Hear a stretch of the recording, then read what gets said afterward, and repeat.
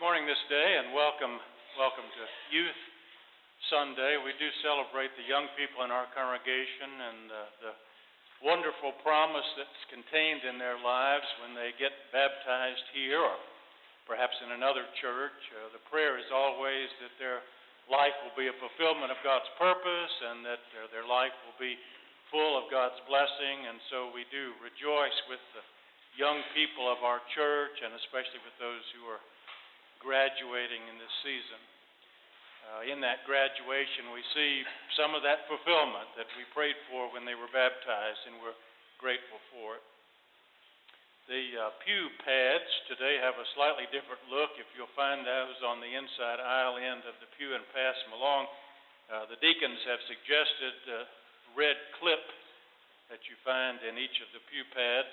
Normally, we think of the pew pad as being a way of you're giving us information, and especially visitors. We ask you to tell us that you're here and give us your address and phone number and so forth so we can follow up with you. But today and for the foreseeable future, we're thinking also of the pads as a way of giving information, and you'll notice that clipped to the pew pads there are some brochures that tell about programs of the church, especially for visitors. Take those along with you so that you can be even more aware of what a good church this is and how many opportunities there are here for us.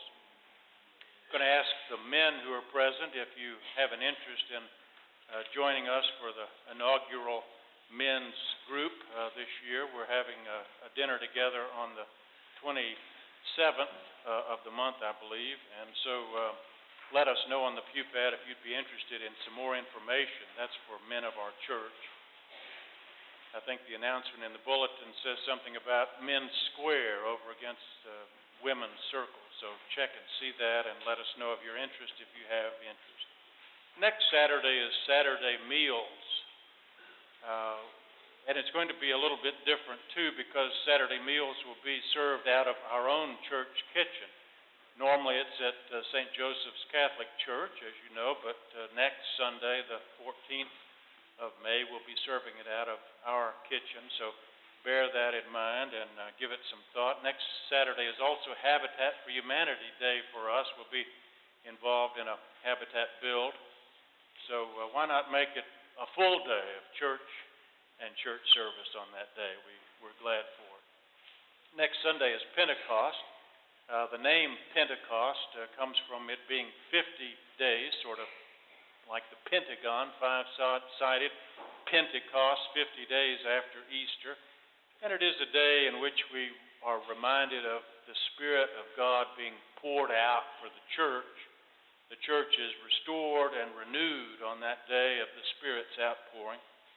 We'll be commissioning our Living Waters for the World team to go to Belize later in the month. We'll be doing that next Sunday as part of our Pentecost celebration. We'll also be renewing our commitments to one another, your commitment to me as your pastor, my commitment to you as the congregation. So come next Sunday with an open heart and wear red, if you will, red being the color of the Spirit. Join us in the fellowship hall after worship next Sunday for a Pentecost celebration.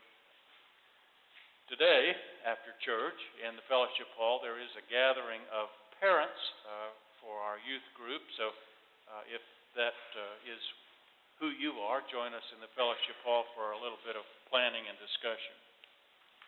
The elder in the parlor today is Brad Howard. As you know, following church, an elder is in our church parlor. If you have questions or comments or want to find out more about the church or have interest of any kind, you can address those to Brad, and even if he doesn't have the answer, he'll get it and we'll be back to you. So God has blessed us this day, given us the joy of youth, the joy of the anticipation of God's Spirit and God's Spirit at work in our church, the goodness of being together, and the opportunity to worship. Indeed, today, let us worship God. Good morning and happy Mother's Day to all you mothers out there.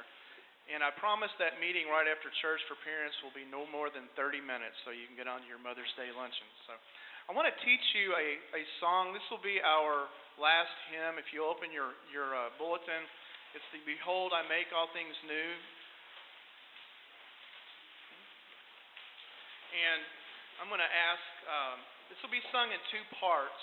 So the ladies, you will sing the first part, which starts with Behold, the upper notes, and then the men will sing the lower part. Or if you feel comfortable either way, wherever your voice is, sing those notes. So I'm going to have Tom sort of help me out in the choir, and we'll do the first part first all the way through, and then we'll do the second part all the way through, and then put those two together. So.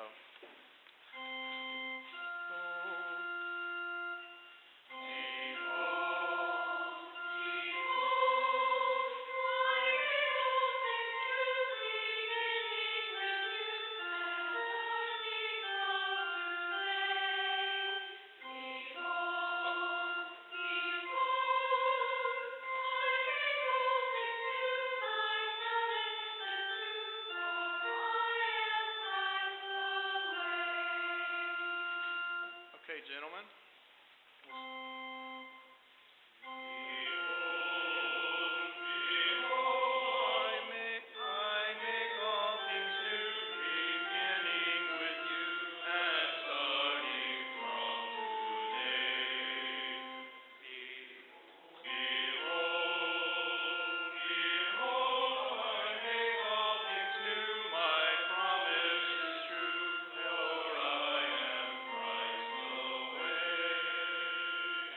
Put them together.